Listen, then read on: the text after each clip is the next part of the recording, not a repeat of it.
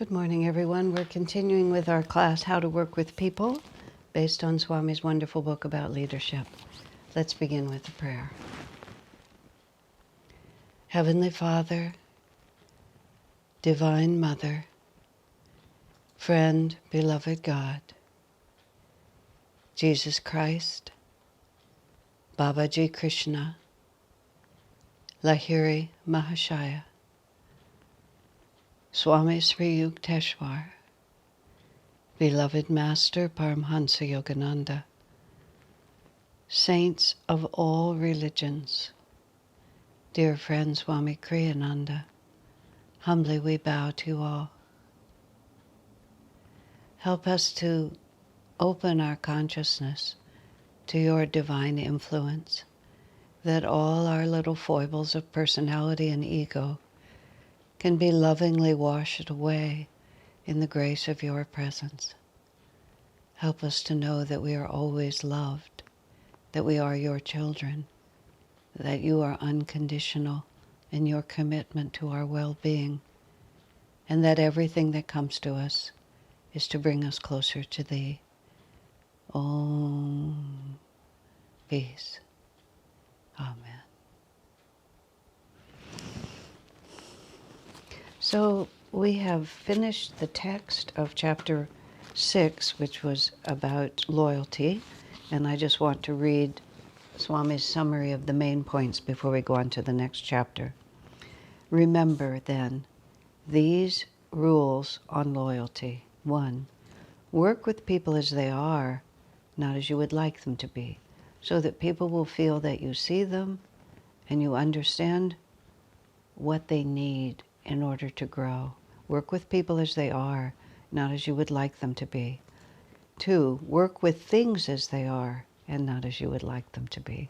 We're going to be going into that same subject again. Reality always wins, so we have to be able to perceive and accept it. Be patient, point number 3. Understand that it takes time to bring people to new points of view. It's very helpful to remember, Swami suggests, how long it takes us to come to the understandings we now have, and it's going to take others around us just as long. So be patient. Patience is a tremendous virtue in a leader. 4. To win loyalty, be loyal yourself first. People have to trust that you have their best interests at heart. And if they don't feel that you do, then they won't have any regard for you. Number 5, to win love, first give love yourself. Same principle as the principle of loyalty. 6, in correcting someone, consider first his readiness to hear what you have to say. If you're not really going to be helpful in the advice that you give, why are you giving it? Who are you serving? Number 7, be loyal to your own first. Always recognize that the people who are closest to you are the ones that you should give the best and the most energy to. So now we are up to chapter 7. Leadership is intuition guided by common sense. That's intuition and common sense. It's going to be lots of fun, this chapter. The wise leader is more concerned with what is than the way he would like things to be. We've been talking about this all the way through, because one of the greatest foibles in life is that we simply rebel against reality. It's just like, I'm going to pretend that this is what's true, and then I'm going to act accordingly, but you're never anchored in what actually is happening. And what is often not at all what you want. But if you have any hope of changing it, you have to know what you're working with. You have to recognize what the foundation, where you're standing now. This is a way that I've seen people misuse the concept of affirmation, which is that they'll raise their eyes off to the far horizon, and they'll have a picture out there of the vision that they're going to. And I know there's a lot of ways that people teach you how to manifest, and one of them is you develop your vision and you have your vision, and yes, that's a very good idea. But sometimes if you think of it just physically, if you're just looking at the horizon line, You could just trip over the smallest rock and just fall flat on your face. And you're going to lose the sight of your vision because you're going to be flat on your face. So you need to know where you're going, but you also need to know where your feet are. You need to know where you're standing and where you're going to put your foot next. And the great art of leadership is to know where you're standing, know what your next step is, and not lose your vision at the same time. But you have to have both of them. So the wise leader is more concerned with what is than the way he would like things to be, because if he ever is going to get them to where he wants them to be, he has to know what he's dealing with. You can't just keep affirming that your team can do it, that you have the money for it, that the universe will support you. You have to know where you stand. The leader is more concerned with what will work than with getting his mere opinion accepted. So here we go again. Swami uses the word mere opinion. Mere opinion is just one point of view among many. And even if the idea that you have might be the superior idea, if you're not going to be able to get people to understand or embrace it, you have to be more concerned about what will be effective rather than just wanting it to be done my way. Sometimes my way is the best way, but nobody is ready for it. Nobody understands it, and I have to bridge that gap. Or maybe in order to build my team, I need to let other people have the opportunity to test and try out their ideas. Swami talks about the time at the very beginning of the building of Ananda when the responsibility for the publications business was mostly in the hands of Seva, with whom he worked very closely on many things. And she had certain ideas that she had for how to work with the publication business. And Swami realized that his ideas were better than her ideas. But he also realized that if he did not let her express what she wanted to try, it wasn't that her ideas were bad, it was just he thought his were better.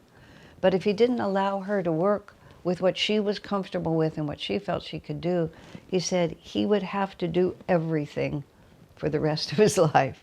He had to also cultivate other people's realities and cultivate their potential talents. So he was saying, it's like what will work. And what will work is not just what will happen today, but what the long-range effect of my decisions is going to be. In other words, what will work to really reach the real goal. So he often would say that, and so he let Seva do what she needed to do, because developing his team was also a very important part of the vision. And he is more concerned with truth than with merely being thought right. So this is also the humble ability to say, oh, I was wrong. Oh, yeah, I thought that was a good idea, but I can see it's not. Swamiji was superb at taking input. You had to present it to him in the right way. If you were just blocking good energy without putting out creative energy of your own, he was not responsive to that. But when you could say something to him that was information he didn't have, that was something that would change the circumstance, that was an opportunity he wasn't aware of, all kinds of things. I learned with Swamiji, and it took me a while, because sometimes his ideas were very bold, sometimes they were imaginative in ways that I couldn't quite follow. Sometimes they took risks that I didn't understand. Sometimes he was working with energy, and I was too concerned about the details. But so I didn't always, especially in the beginning, but I fell into this problem for many years. I didn't always support and cooperate in the way I should have. But what I finally learned to figure out was I asked myself, not what specific thing did he suggest and do I think the details are right, but what is he trying to accomplish? Is he trying to build the team? Is he trying to raise the energy? Is he trying to move us in a new direction? Is he trying to just get this one small objective carried out? And it could be any number of things. What is he trying to accomplish? And then when I could feel, which was not hard to figure out, what is he trying to accomplish? then I could make suggestions that were helpful to what he was trying to accomplish. See, what he's trying to accomplish is different than what did he suggest that we do. Because he might have suggested that we do something, again, because might have had special knowledge because of my involvement. I'm closer to the grassroots of the situation. I say, oh, that's a wonderful thing we're trying to do. Because of this and so, if we did it like this, it might work a little better. And those suggestions were always taken if they were good ones, or he had a good answer, but the discussion was always dynamic and creative. If I've just said, that won't work, that's a bad idea, we tried it and it didn't work, what is he trying to accomplish? Now, a good leader, and Swami then was always receptive. He would never, in fact, he said, it would frustrate him that sometimes he would just make suggestions just to get the energy moving, and somebody had a better idea, but instead of doing or suggesting their better idea, they would say, well, this is what Swami said we should do. But Swami just wanted what was true, what would work. And when you gave him a better suggestion and he recognized it, he would just change in a moment. He didn't have to have it his way. He was just trying to make the project successful. So as leaders, we also have to really cultivate the ability to learn. He said Master was like that too. You think of Master, he was the guru, he was omniscient, everything he did was just right. He said Master operated on the human plane as well, and when Master received new information, he would make different decisions. And he was very open, because all he wanted was to do what worked and to cooperate with the truth. If there was a misunderstanding, clarify it. But you have to be the kind of leader. I mean, in order to have your team respond like that, you have to consistently show that I'm not interested in my mere opinion, and I don't mind having to say, oh, I didn't understand that.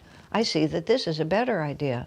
Or thank you for filling that piece in. I see now that things are different.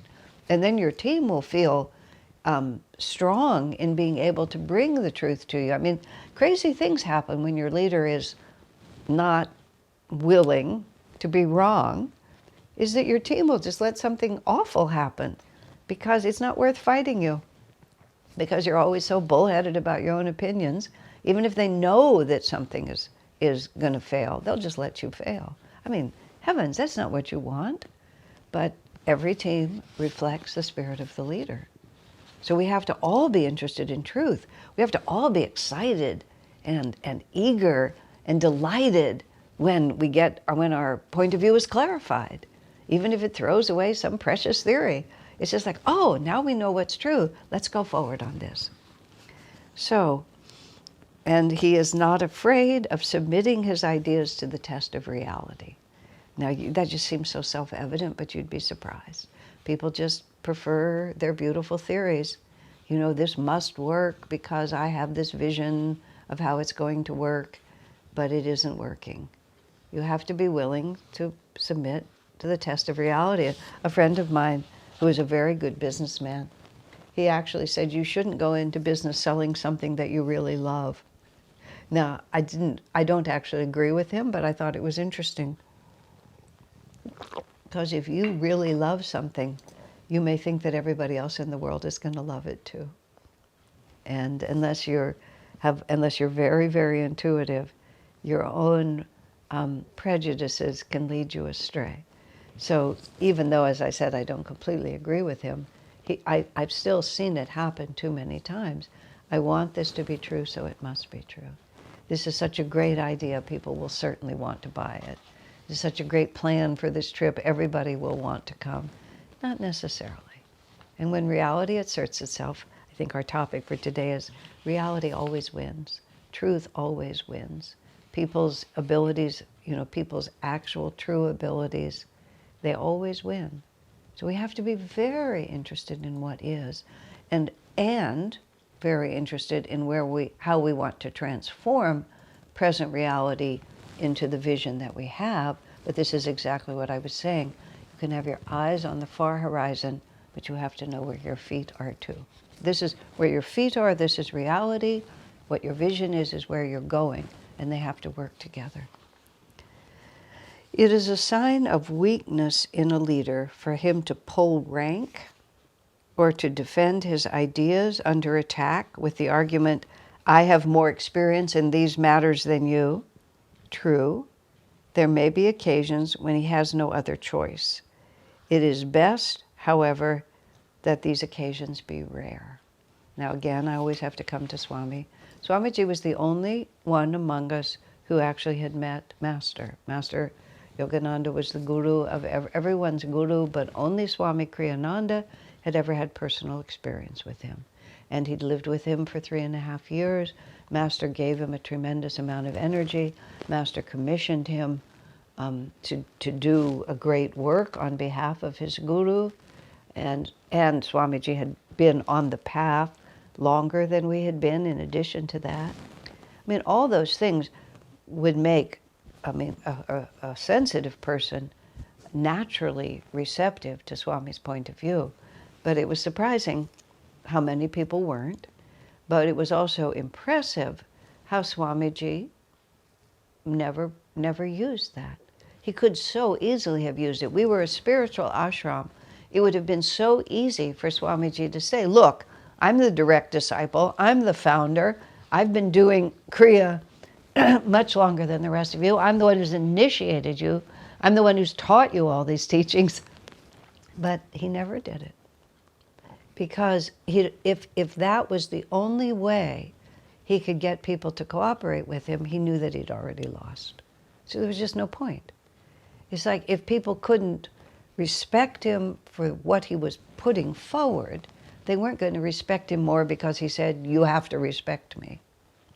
So he said, sometimes you have to do it, but it should be rare. When there was a time when Swami received a donation to build this building on the property there at Ananda Village.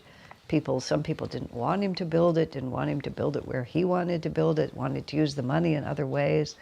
And there was a big hoo-ha. And on that occasion, he said, I seldom assert my authority, but when I do, I expect to be listened to. And a bunch of people left Ananda at that point. But it was a calculated risk on his part. He knew that the majority of people wanted him to assert his authority, and it was just a group of malcontents. But I'm actually trying to think of another time when Swami might have done it. I think some people tried to stage a coup at one point and take over control of a certain part of the property, and they wanted Swami to cooperate. He refused. But he just refused because he could. He didn't say he refused because he was wiser. He just simply refused. But he just never did. And he instead, as he said, truth, you should be able to persuade people with the power of truth itself. If you have to resort to just pulling rank, and I don't like to think about the titles that I have or that other people have. I mean, they exist, the titles exist, but I think of it more as responsibilities. That I have certain responsibilities rather than I have a certain position.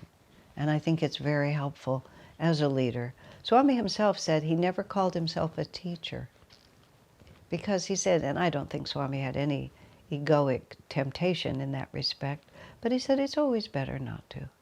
It's just better. And I try to follow him. I will say I give a lot of classes, I give a lot of broadcasts. It's been my responsibility to share the teachings, but not I am a teacher.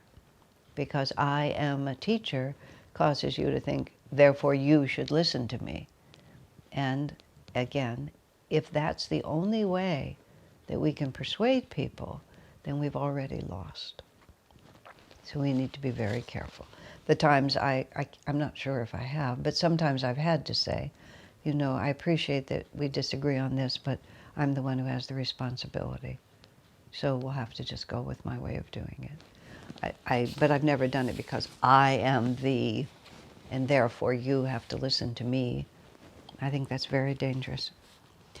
For the wise man has no need to surround himself with an impregnable mystique. That's very important. And then essentially And that essentially is what people are trying to create when they offer in their defense such stonewalling arguments as rank or greater experience or their age or total endorsement from their superiors. That's the other one. Well, so-and-so agrees with me. And you're just like, what are you supposed to say, especially if so-and-so is not in the room? Well, so-and-so agrees with me. I must be right because so-and-so agrees with me. And then there you are. What you've done is you've completely stonewalled is exactly the right word. You've just stonewalled the conversation. And whatever helpful perception other people may have is completely lost to you. And they feel disrespected, disempowered, and rightfully resentful. Because now I have this position, I have these ways, and there's nothing you can say about it. If Swami had chosen, thank God he didn't, to say, I knew Master, well, I didn't. If he wanted to say, I've been on the path for all these years, well, I haven't.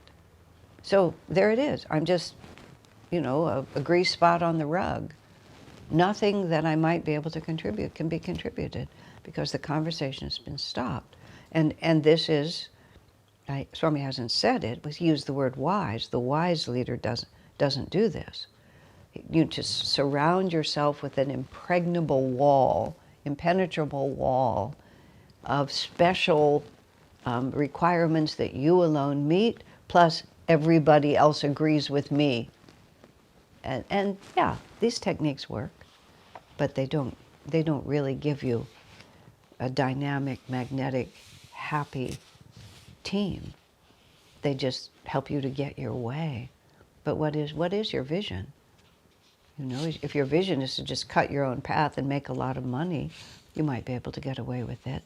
But if your vision is for you to grow as a human being, to help the people in your team grow as human beings, these are not the methods.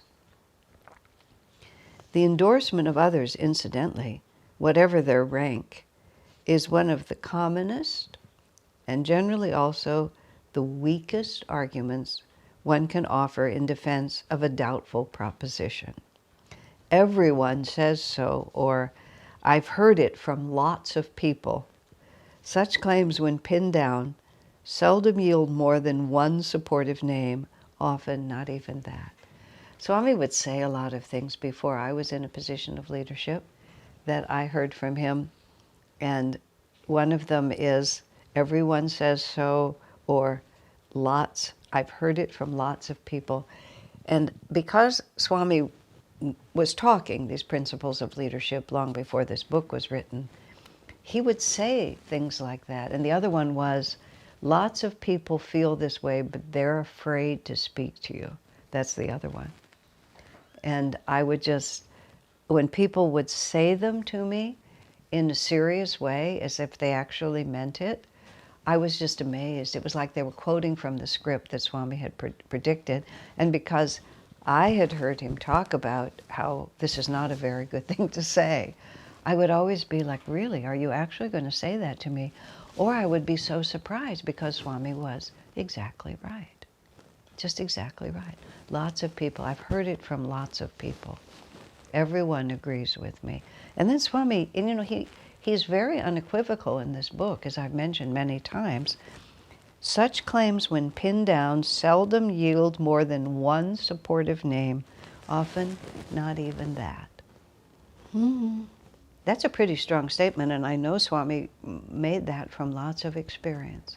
And I have less experience, but I have enough to bring it in.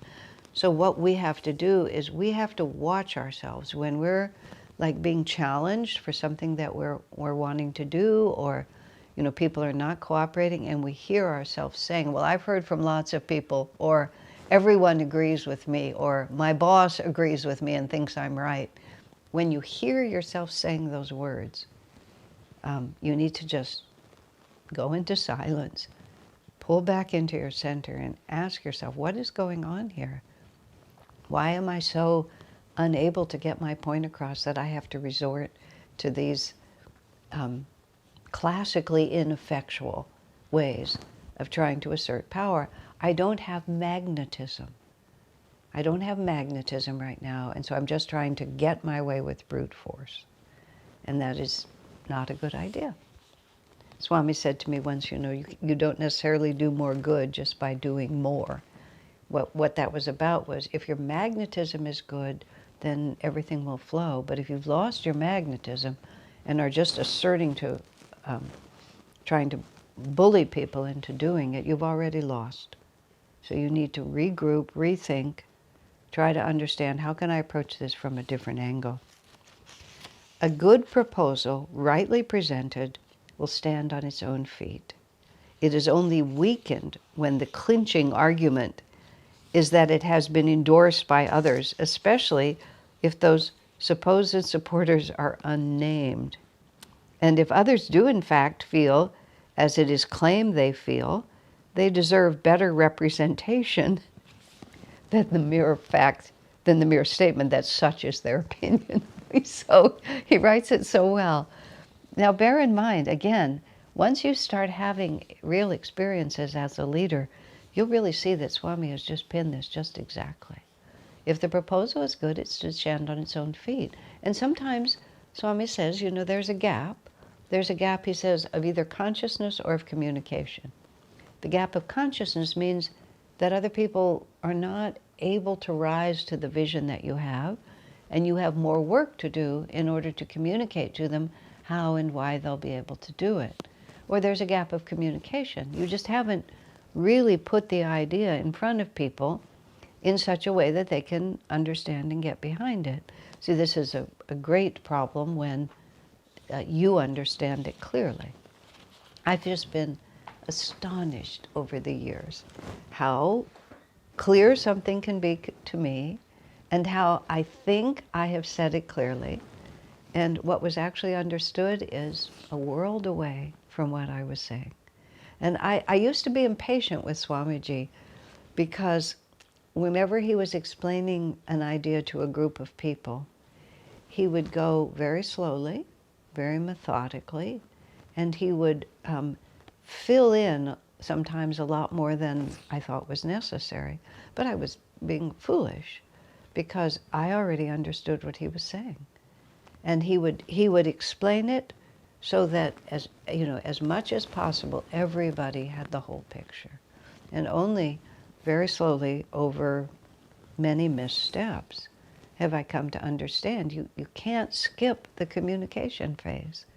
You have to communicate to the people you're talking to, not just to yourself. You have to really you have to respect them enough to bring them into the whole picture.